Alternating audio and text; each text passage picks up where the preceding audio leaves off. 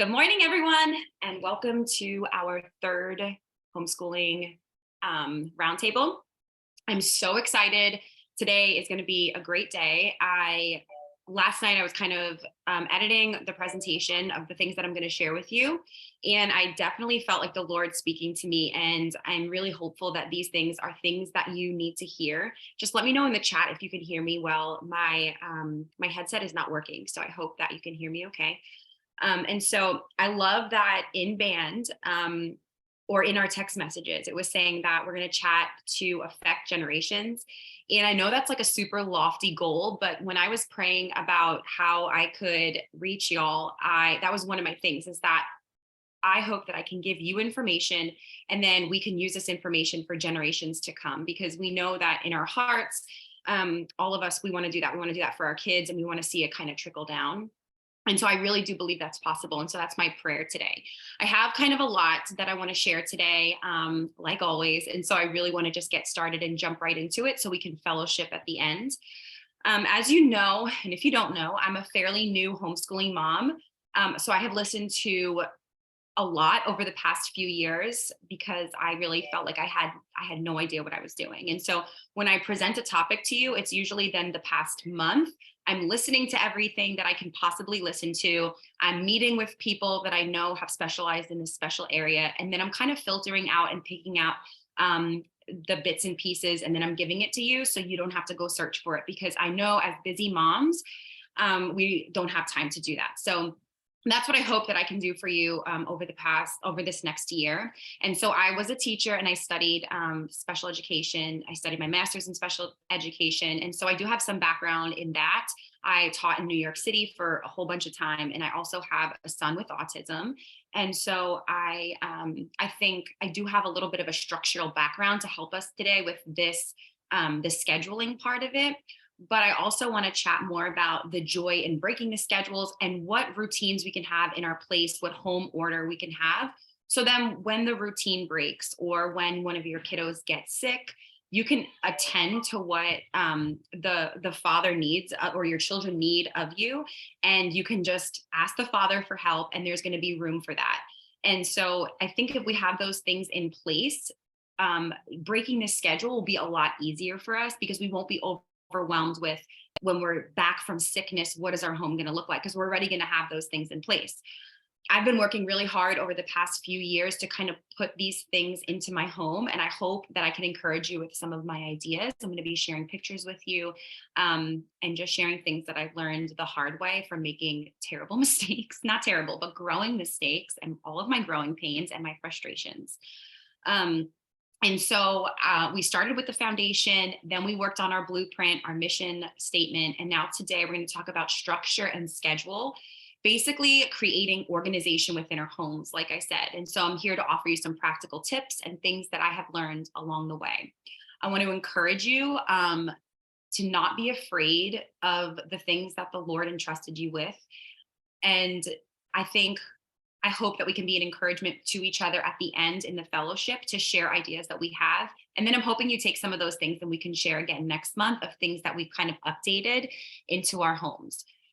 Okay, of course, schedules are good because we need our day to go a certain way. We know that the Father created things in order. And so if we look in scripture, we can see that, but we also want to be allowed, we want ourselves to be allowed to trust the Father in these things. And so I think sometimes when we have too much organization and too much structure, it's just a reflection of our control. I know I've been in therapy for a really long time, and I know for when I'm anxious and when I'm worried about things, I almost want to control things more. So I know when I'm getting upset of the lack that my family has of the control and the systems that I put into place, that is probably my anxiety, and I need to spend more time in the Word, and I need to kind of let go of that control. However, I think we're going to try to figure out what is a good balance for us as homeschool moms, because I think as a homeschool mom, which you all are homeschool moms, I think we already have that structure in us where we like to see things, especially as homemakers, to go a certain way, whether you're working or whether you're home full time. So to be honest with you, As much as I like the control, I do have a medically fragile son. And when we were told that he would have a shortened lifespan, I really changed my mindset. I was a woman that had hopes and dreams for my family and a structure and a schedule and what I thought my family was going to be and do.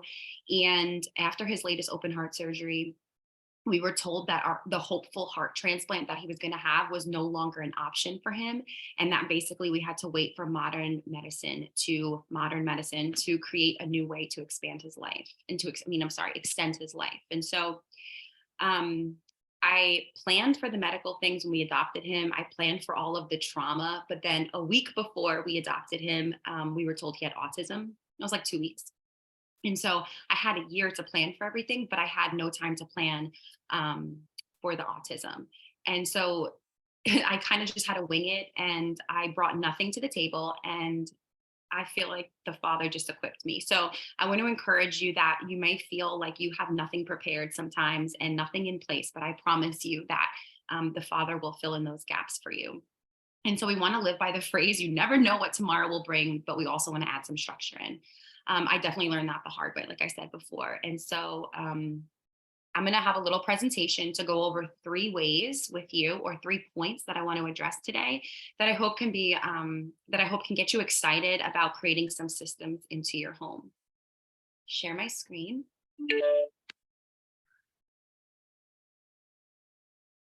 Okay, and then I just want to make sure y'all can see my screen. I'm going to play it from the start.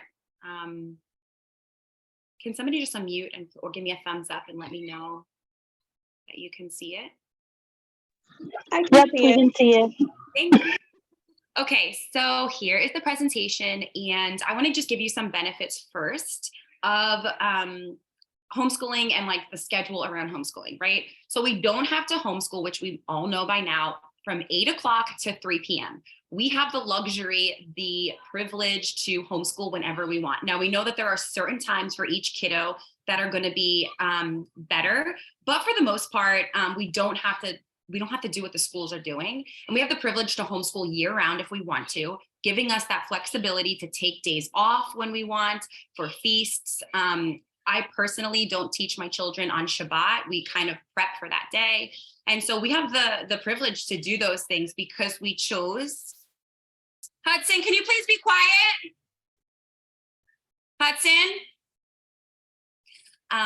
So we have like the privilege to take some days off and be with our family and kind of extend some of those holidays, just like we were if we were following a regular calendar, just like the public school system has weeks and days off. We can kind of create our own schedule and punch in those dates. And so we also have the opportunity to teach our children on vacation and on road trips. And I think as a homeschooling mom, we're going to be able to, we're already going to do that anyway throughout the course of the year. So it's going to come rather naturally for us. And so I think we're going to take these opportunities and we're not going to take them for granted. And then we can arrange our schedule to fit the subjects that we want. I know that we have to fit in certain things like math and science and whatever your state requires, but we really do have the flexibility to, one, teach our children how we want to teach them those subjects, and also to add in things like Bible time, trades, music, things that your kids love that you can actually incorporate in, baking, things like that. And so I really, once I switched my mindset to, wow, it's not, we are not, I don't know, we're not in chains and we're not teaching all day at home. We actually have this like beautiful freedom that the Father gave us. And so, okay, schedules. When I was talking to Crystal about what I wanted to share with you guys, she mentioned this in the beginning and I thought it was perfect. She said, schedules are our compass rather than our creator. And it stuck with me forever. I wrote it in my planner. I wrote it in to share with you guys today. I'm sorry about the arm lifting up. It's a little distracting. Didn't know that happened until today. And I want to share 2 verses with you. The first one is in Matthew 6. I just gave you a little bit of it. You can write it down, or I'm just going to read it for you. Now listen, you who say, today or tomorrow, we will go to this or that city, spend a year there, carry on business, and make money. Why you do not even know what will happen tomorrow. What is your life? You are a mist that appears for a little while and then vanishes. Instead, you ought to say, if it is the Lord's will, we will live and do this or do that. It is, you boast in your arrogant schemes. All such boasting is evil. If anyone then knows the good they ought to do and doesn't do it, it is sin for them. And so we don't want to worry about tomorrow. We know that tomorrow is enough trouble on its own. However, on the flip side of this, and this is one of my favorite translations of Ephesians 5:15-17. So pay close attention to how you walk, not as unwise people, but as wise. Make the most of your time because the days are evil. For this reason, do not be foolish, but understand what the Lord's will is. And I'm pretty sure this is the Tree of Life version. And the reason why I love this so much is because we already know what the Lord's will is for our life. We've already talked so much about that in the past 2 calls. And so I really urge you once again to go back and listen to those. We know that as moms, we are to teach our children how to Shema, how to write the laws on their hearts. And so I wanted to share that today, and we're going to work on how we can have some type of balance into our home. Okay, so the 3 things we're going to be chatting about today is having a plan, having systems in place, and then setting expectations for our home. All right, so we're going to plan ahead. I'm just going to read you some things of what I've learned over this past month as I chatted with some amazing individuals that helped me. I'm going to give credit where credit is due. Okay, get a year-round calendar and start making days that you cannot instruct. Once again, even though we might be learning some things, we still have those travel days, those feasts, the high holy days, Shabbats, and then even sick days that might come up.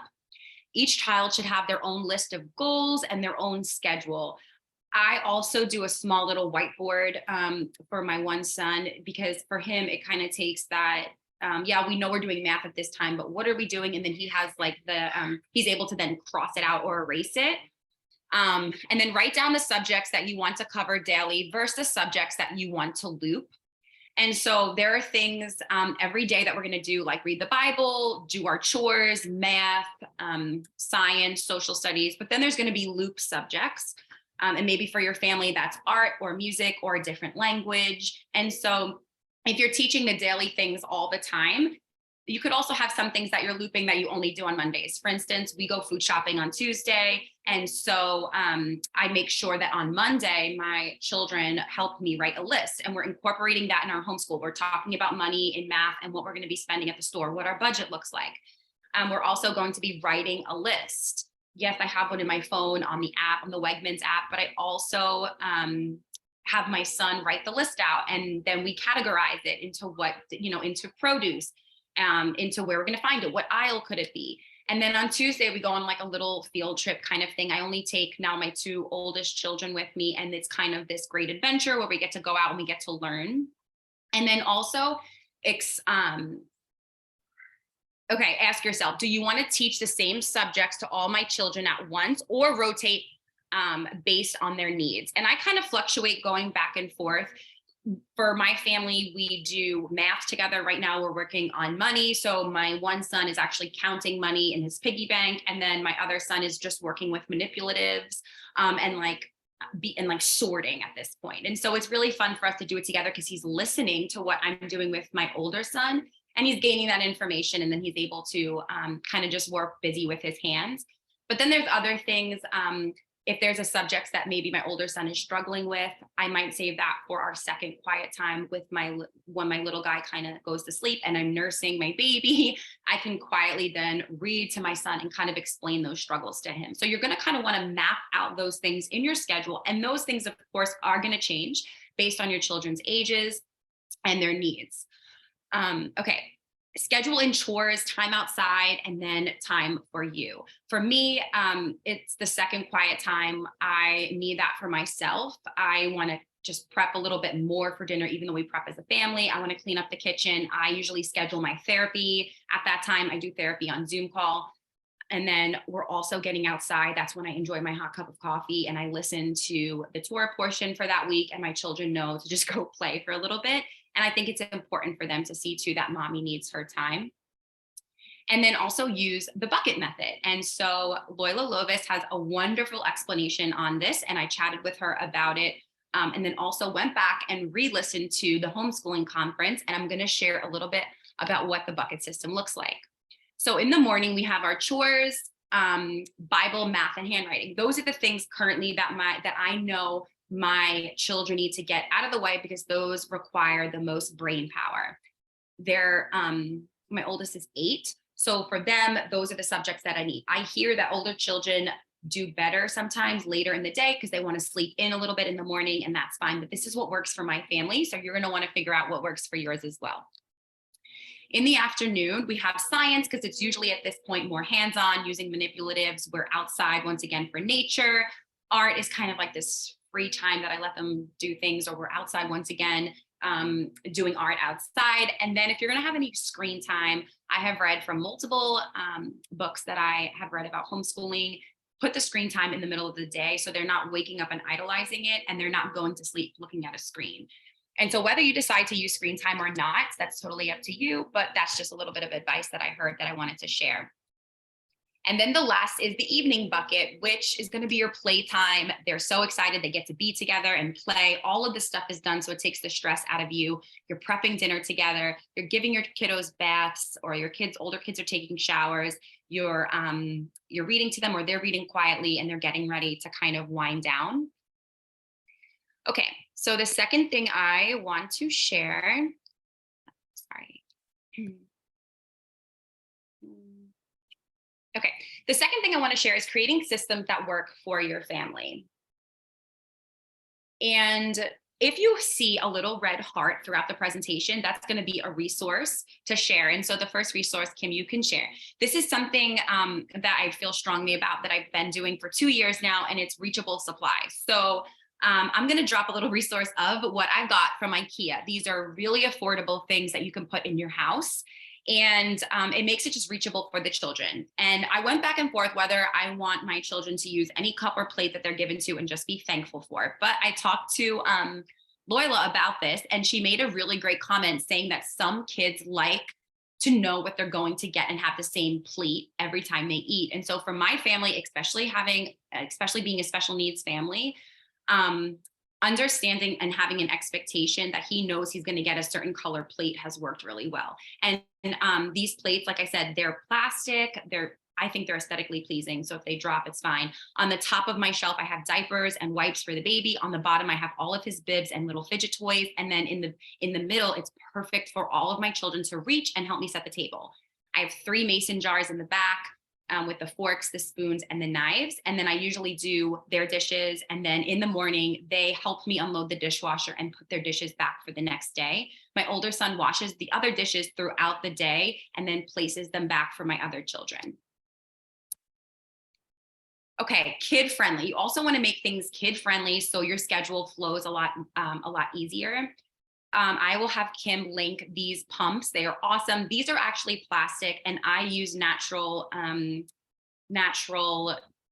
detergent, and it hasn't breaking them down at all. And the reason why is because my son broke 2 glass ones. So you can choose what you want. I'm not sure which one Kim's going to send you, but once again, they are from IKEA. They're wonderful. And so when he does his own laundry, I put a little stool there, and he knows like 2 pumps of one, 2 pumps of the other, and then he just presses start, and then I help him kind of flip it.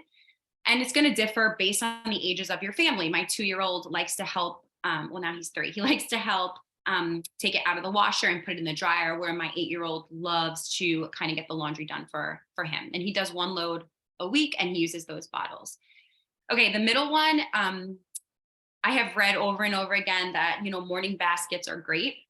So I don't put the morning basket right on the table because I want my children to feel a sense of responsibility. So I leave the morning basket in their area when they first come down the stairs. And then my older son is able to bring it to the table as part of the morning routine.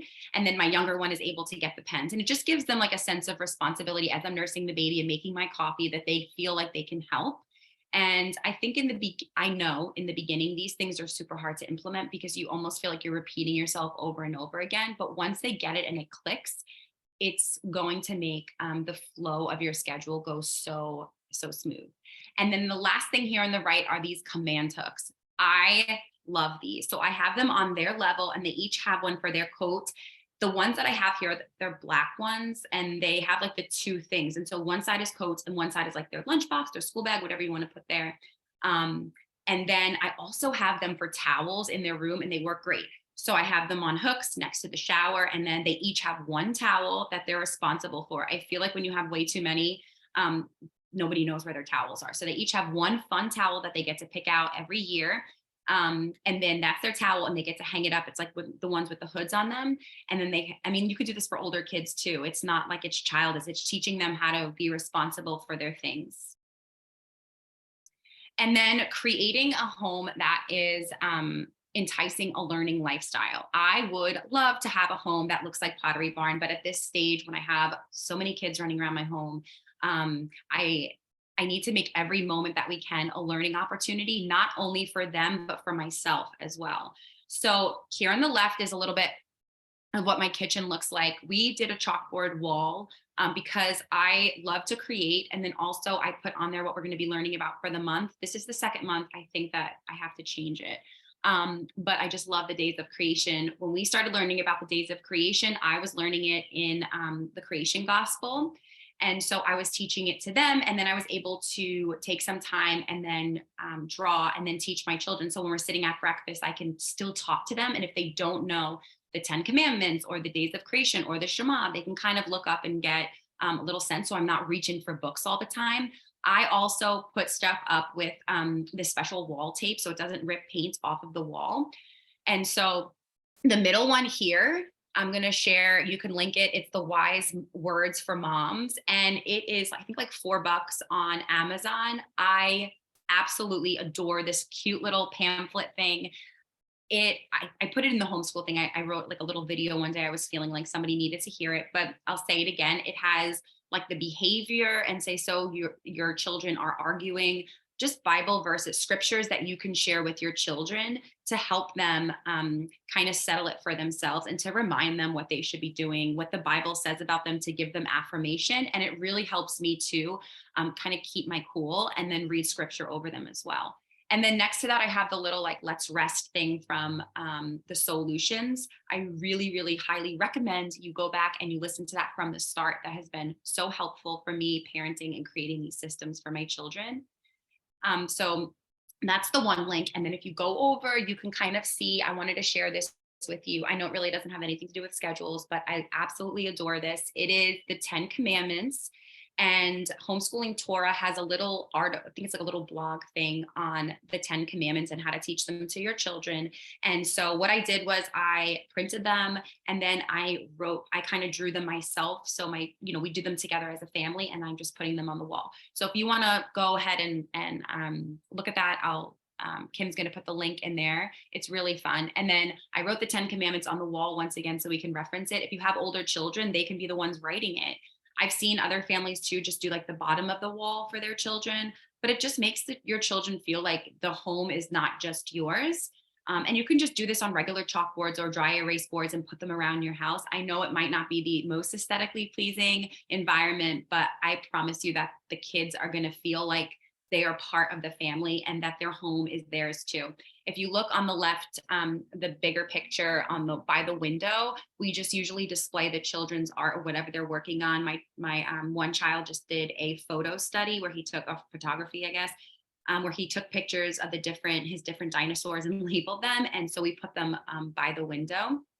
And so, and then if you're doing like language too, we have like the Hebrew letters, the Hebrew alphabet. And then we also have like a sign language chart here. So when we are praying or we're communicating with my one son who has autism, it's easier for my other children to kind of look up at that and it's like readily available and you're not searching around. So definitely create that learning lifestyle and it's going to look different for every family. Okay, and then prep ahead. I'm pretty sure this is the last one. So all the way on the left is my child's desk. I am going to link that pegboard. It has been great for scheduling. You can find little things. It's from IKEA, but you can also get it on Amazon if you rather shop on Amazon. And they come with different shelves and different like little hooks and stuff that you can put your schedule, the kids' sight words on there. And it has been so cute for my child to just be able to grab it. They have smaller ones if you want to get one for each child. We have one desk and we just kind of rotate. And then he has his own spray bottle to clean his desk. It's plastic, but it's one of those ones you can keep oils in. And then where his notebooks are, they are in the order that he usually does his subjects. So it just makes it a little less stressful for him when he's doing his work. Another thing is the snacks. If your family is anything like mine, they want to eat all the time. And so instead of this being such a chore for me, right after we go food shopping, we all do it together where we're washing the apples, the grapes, the blueberries. I sometimes get really lazy and I just buy fruit cut up because I know for me, if I don't do that, I'm not going to cut it. So like the melons and stuff, I just buy that. But you have to see what works for your budget and what snacks, like if you don't want to buy prepackaged snacks, then get reusable bags and put them in individual servings so your children are not eating the entire cheddar bunny box, you know? And then you can teach them, you know, like only take one of these and one of these, and then have them refill it at the end of the week so they can take responsibility of their snacks. And so I have little bins over here where they can pick like one snack, you know, whatever. I feel like they eat all the time. So this has been really helpful for me and for my children as well. Okay. And then the last is set expectations for everyone. There's going to be last minute happenings. And so I wanted to share a little bit about busy bins. These have been really helpful. You can do them for any age, even older kids. But you want to keep things in there that they don't get to play with on a regular basis. So you're going to want to avoid things like Legos and magnet tiles if those are things that your children are using on a daily basis. Like right now, my whole family loves Legos. And so I'm not going to put those in the busy bin, but I will put toys that they normally or activities that they normally don't get to do, such as a special magazine. Once again, this can be for any child. A water marker book. Five Below has great things. The Target dollar section, doodle boards. And then I honestly, like after a while, when they're done with it, I just kind of chuck it and then I redo it every few months. So you don't have like these things laying around your house. And each kid can have like a small bin that they can pack with whatever they want. And then if you get a phone call, for me, I'm constantly getting phone calls about my son and different doctors are calling me. And it's usually like right when we sit down to do homeschool. And so instead of just reaching for screen time all the time, I can say, okay, go get your busy bins. And the kids are so excited. And I have to make sure I honor their time. And so the bins are not getting used all the time. So they're still exciting. So I say, okay, like I'm going to put the timer on 10 minutes. Let's do our busy bins. And so it'll, like I said, it'll help you instead of just reaching for the screen time. While I'm reading as well with the children, I get really annoyed. I'm not going to lie. This is one of the things that I really have to pray about as a mom. I feel like when I'm reading to my children and they're not paying attention, that's when I lose. Like I really struggle with that impulse control as a mom. And so I have started thinking ahead, and we have a sensory bin like this. And I'm going to share with you a little, little things. And all kids of all ages would love these. So these are like little water things. You can actually even make them. These things kind of like go back and forth. They're little fidgets. Other things I saw are like sand, Play-Doh, stretchy strings are big now. These are stretchy strings. And so while you're reading, like my rule is every child picks one thing and then they have to keep it like on their laps. If they throw them or if they're making noise with them, then they get it taken away. And so in the beginning, once again, it's going to be really hard to implement. It was for me because my kids are fighting. I wanted that one. Who's dropping it? Now they got it taken away. But overall, it's been really helpful for me as a mom. And so there's these, they can feel different things. Once again, I have a child with autism, but I really do believe that all children with all different learning levels can benefit from these things. These are sensory balls. And these are also good when you're teaching your children how to rest. If you go down to the next one, rest may need to be taught. And for my children, it did. I'm an extremely busy person. And when what I was doing is I was covering a lot of my anxiety by just keeping myself busy all the time, listening to audiobooks all day long, cleaning all the time, because I didn't want to sit still with the Lord. I didn't know how to. I was never taught that. And we know that we have to learn some of these behaviors. And so I had to learn how to sit still on Shabbat. So I had to teach my children how to sit still. Your kids are not going to have two quiet times that last 45 minutes right away. And so you can implement things like, sit in your bed and play with a toy. And if you get up, you lose it. And like I said, in the beginning, it might be hard, but over time, the kids are going to understand that you mean business, but it's also really beneficial for everyone. And in the end, it'll give you a break to do what you need to do as well. Audiobooks and podcasts are lifesavers when you want to reach for screen time as well. I have put a bunch of podcasts in the homeschooling chat. I use Spotify, which is free, and there are tons of free audiobooks on there. And also there are podcasts. My son even listens to the Bima podcast. And so you can even get books on the Bible on there and they can listen to that. And so when I find myself reaching for the screen time, I just say, okay, go listen to a podcast and play Legos quietly. And I'm teaching my child how to rest and then slowly removing those things and allowing him to just sit still with the Lord. Okay. There will be days where you work on the heart more than the homework. And so I love the 25 Ways Moms Get Kids to Listen by Loyola Lovis. And Kim is going to link that. It's a free resource. I actually found it a few days ago, and to do is put your email address in, and she sends you this really cool pamphlet thing that you can print out or just have on your phone. And they're really fun ways. Some of them are like, oh, this is corny. Do I want to do it? And then you do it and it works. And it's really cool. She knows what she's talking about. So I definitely would to do that and to just click it. It's free. And also, if you have a little one, character builders on YouTube, I really like it. Once again, it's one of those corny things where we're going to learn about, the fruits of the spirits, self-control, gentleness. But I really like those things. So when everyone's having Bible time, if my little one won't sit and I'm nursing my baby and I'm tired, I might just put on that 10-minute thing. And if you don't do screen time, that's fine, but I like it. Character builder. Also, Yippee is a good resource for the most part. I feel like I filter through some of those things, but I really do feel like it has shows on there that are pretty clean for older children. And I never use screen time. I learned this the hard way having a child with autism. I wanted to be the mom, and I said this in our first call, that everything was perfect and only wooden toys in my home. And I had this great idea of what my home's going to look like. And then I had a child that came into our family that needed to be stimulated 24/7. And it was a huge shock for me. And I started allowing him to idolize screen time by using it as a punishment or a reward. And I really want to advise you not to do that, because we end up teaching our kids to idolize our screens. So instead of saying, if you're good at the end of the night, you can watch a show, schedule the screen time in the middle of the day if you want to, and don't take it away from them.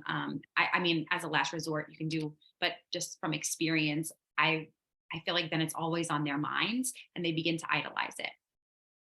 And then this is my favorite one. There will be days that we cannot cook or even make coffee. So plan for grace.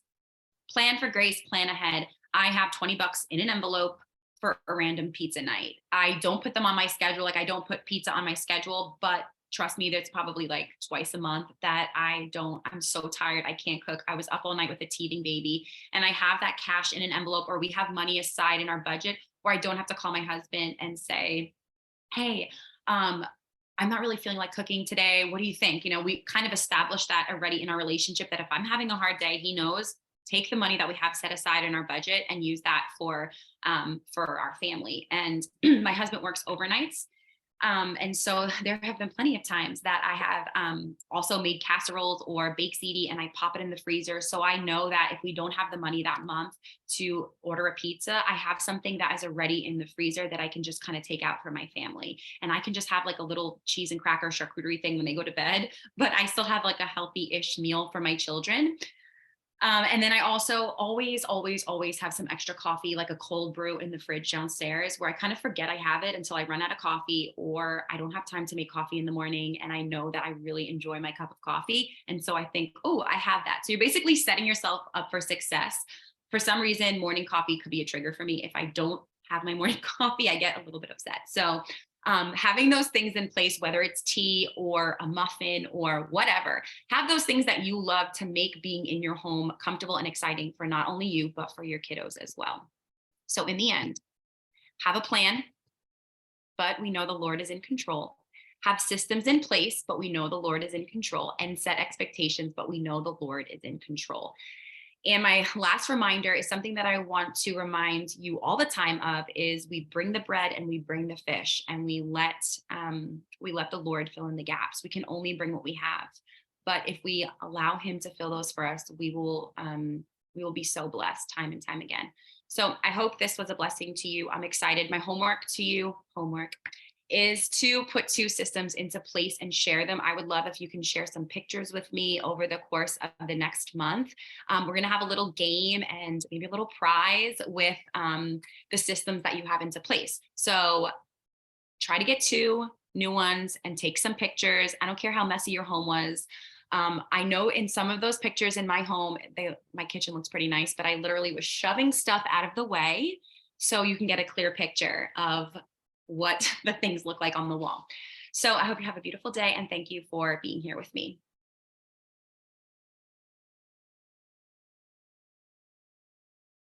You can stop.